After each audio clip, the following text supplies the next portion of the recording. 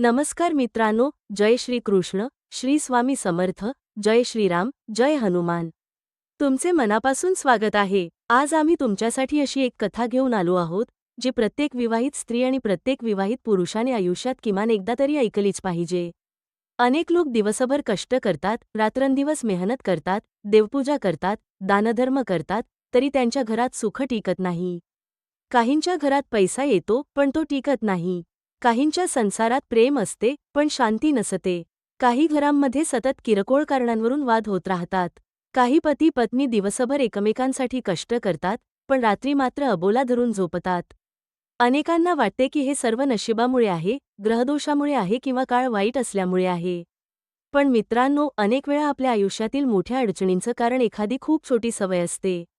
आज आपण अशाच एका गोष्टीबद्दल जाणून घेणार आहोत. धर्मशास्त्र, संतांचे विचार आणि अनुभवी ऋषीमुनी यांनी एक गोष्ट वारंवार सांगितली आहे. झोपण्यापूर्वी पती पत्नीने एकमेकांशी ज्या पद्धतीने वागावे, त्यावर त्या घरातील सुख, शांती आणि समृद्धी बऱ्याच अंशी अवलंबून असते. आजची कथा ही याच विषयावर आधारित आहे, त्यामुळे हा संदेश शेवटपर्यंत नक्की ऐका. आणि जर तुमची स्वामी समर्थांवर श्रद्धा असेल, तर खाली मनापासून एकदा श्री स्वामी समर्थ असे लिहा. ईश्वर तुमच्या संसारात सुख, समाधान आणि समृद्धी कायम ठेवो. फार वर्षांपूर्वी एका समृद्ध राज्यात माधव नावाचा एक व्यापारी राहत होता. त्याचा व्यापार दूरदूरपर्यंत प्रसिद्ध होता. त्याच्या घरात धनाची कमतरता नव्हती. मोठा वाडा, नोकरचाकर, शेती, गुरेढोरे, धान्याने भरलेली कोठारे, सोन्या चांदीची भांडी, सर्व काही होते. त्याची पत्नी ललिता अतिशय धार्मिक, शांत आणि कष्टाळू होती. पहाटे उठून देवपूजा करणे, घर स्वच्छ ठेवणे, आलेल्या प्रत्येक पाहुण्याचा आदर करणे आणि गरजू लोकांना मदत करणे हे तिचे रोजचे काम होते. सुरुवातीला त्यांचा संसार अतिशय आनंदात चालला होता. दोघेही एकमेकांचा आदर करत होते. एकत्र जेवत, एकत्र देवपूजा करत आणि प्रत्येक निर्णय दोघे मिळून घेत असत. परंतु जसजसा व्यापार वाढत गेला, तसा माधवचा स्वभाव बदलू लागला. त्याच्याकडे वेळ कमी पडू लागला.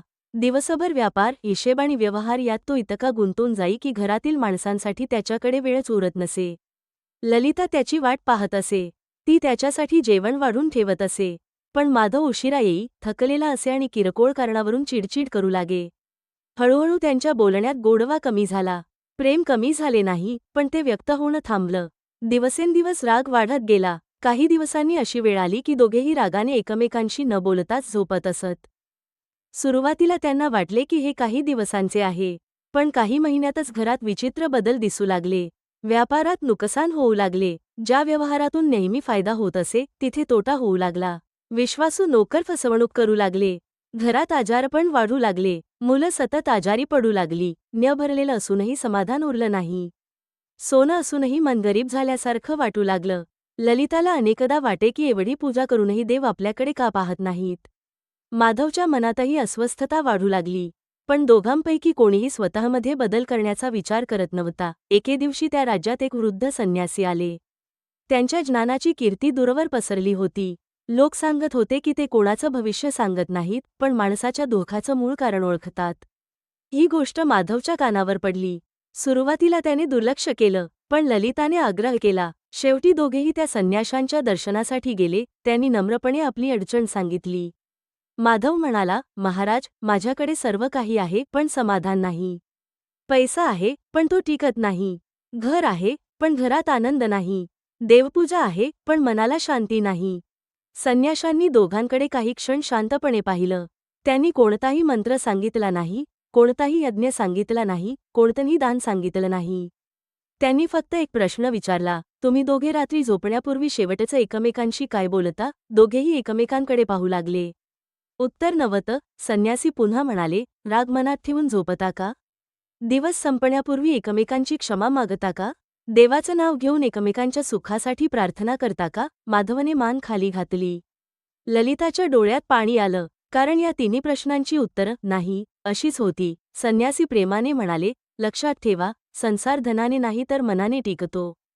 राग घेऊन झोपणाऱ्या घरात शांतता राहत नाही. जिथे क्षमा नसते तिथे कृपा टिकत नाही. जिथे प्रेमाचे शब्द संपतात, तिथे लक्ष्मीचे पाऊलही हळूहळू मागे फिरू लागते. प्रत्येक दिवसाचा शेवट हा रागाने नाही तर प्रेमाने झाला पाहिजे. हे ऐकून माधव आणि ललिता दोघेही स्तब्ध झाले. संन्याशांचे शब्द माधव आणि ललिताच्या मनात खोलवर उतरले. दोघांनी त्यांच्या चरणी नमस्कार केला आणि घरी परतले. त्या रात्री अनेक दिवसांनी दोघेही एकमेकांसमोर शांतपणे बसले. घरात दिवा मंदपणे तेवत होता. देवघरातून उदबत्तीचा सुगंध दरवळत होता. पण दोघांनाही काय बोलावं हे सुचत नव्हतं. बराच वेळ शांतता होती. शेवटी ललिताने धीर करून इतकंच म्हटलं, जर माझ्याकडून काही चूक झाली असेल तर मला क्षमा करा. ते शब्द ऐकताच माधवच्या डोळ्यांत पाणी आलं. तो म्हणाला, चूक फक्त तुझी नव्हती. मीही संसारापेक्षा व्यापाराला जास्त महत्त्व दिलं. मी तुझं मन समजून घेतलं नाही. मला देखील क्षमा कर.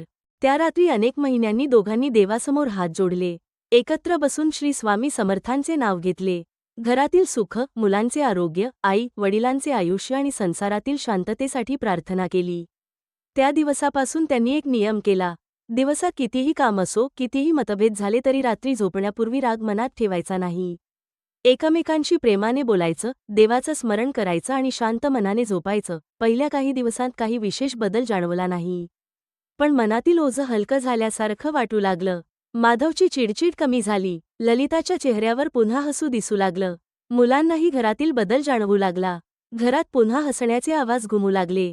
काही आठवड्यांनी व्यापारातही बदल दिसू लागला. अनेक दिवसांपासून अडकलेले पैसे परत मिळाले. एक मोठा व्यवहार यशस्वी झाला. जे लोक आधी पाठ फिरवत होते तेच पुन्हा मदतीसाठी पुढे आले. माधवला आश्चर्य वाटलं. तो म्हणाला, हे सर्व इतकं अचानक कसं बदललं? ललिता शांतपणे म्हणाली, कदाचित बदल आपल्या नशिबात नव्हे, आपल्या स्वभावात झाला आहे. आपण घरात पुन्हा प्रेम आणलं आणि देवाने त्यावर कृपा केली. काही दिवसांनी माधव पुन्हा त्या संन्याशांना भेटायला गेला. त्याने नम्रपणे विचारलं, महाराज, आम्ही फक्त रात्री प्रेमाने बोलायला सुरुवात केली, क्षमा मागायला शिकलो आणि देवाचं नाव घ्यायला सुरुवात केली. एवढ्याने इतका मोठा बदल कसा झाला? संन्यासी मंद हसले आणि म्हणाले, बाळा, जिथे अहंकार संपतो तिथे कृपा सुरू होते. जिथे राग शांत होतो तिथे आनंद जन्म घेतो. ज्या घरात पती पत्नी एकमेकांच्या मनाचा आदर करतात, त्या घरात देवाचं वास्तव्य आपोआप होतं. लक्ष्मीला सोन्याचे महाल आवडत नाहीत, तिला प्रेमाचं घर आवडतं. जिथे कटू शब्द नसतात तिथे समृद्धीला कायमचं स्थान मिळतं. माधव म्हणाला, महाराज, मग अनेक घरांत पैसा असूनही शांती का नसते? संन्यासी म्हणाले, कारण धनाने घर भरतं, पण प्रेमाने संसार भरतो.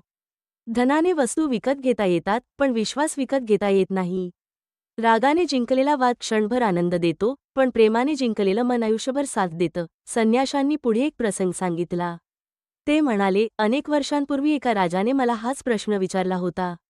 त्याच्या राजवाड्यात सोन्याचा वर्षाव होत होता, पण त्याच्या राणीशी त्याचं सतत भांडण होत असे. दोघे वेगवेगळ्या दालनात झोपत असत. एके रात्री शत्रूंनी राजाचा जीव घेण्याचा कट रचला. राणीला काहीतरी अशुभ जाणवलं. ती राजाला पाहण्यासाठी गेली आणि तिने शत्रूंना राजवाड्यात शिरताना पाहिलं. तिने ताबडतोब सैनिकांना बोलावलं आणि राजाचा जीव वाचवला. दुसऱ्या दिवशी राजाला समजलं की ज्या स्त्रीशी तो रागाने बोलत नव्हता, जिच्यापासून तो दूर राहिला होता, तिच्यामुळेच त्याचे प्राण वाचले. त्या दिवसानंतर त्याने कधीही राग मनात ठेवून झोप घेतली नाही. संन्यासी म्हणाले, ही कथा फक्त राजाची नाही. प्रत्येक घरात अशीच परिस्थिती निर्माण होऊ शकते. संसारात मतभेद होणारच. दोन माणसं एकत्र राहतात तिथे विचार वेगळे असणारच. पण मतभेद कायमचे झाले तर घर तुटतं. मतभेद त्याच दिवशी मिटवले तर घर फुलतं. माधव घरी परतला. त्याने संन्याशांचे प्रत्येक शब्द आयुष्यभर लक्षात ठेवले. त्याच्या घरात आता एक नवीन नियम झाला. रात्री कोणताही सदस्य रागाने झोपणार नाही. सर्वजण देवासमोर काही क्षण बसणार. एकमेकांना शुभरात्री म्हणणार, मोठ्यांचा आशीर्वाद घेणार आणि मन शांत ठेवून झोपणार. काळ पुढे सरकत गेला.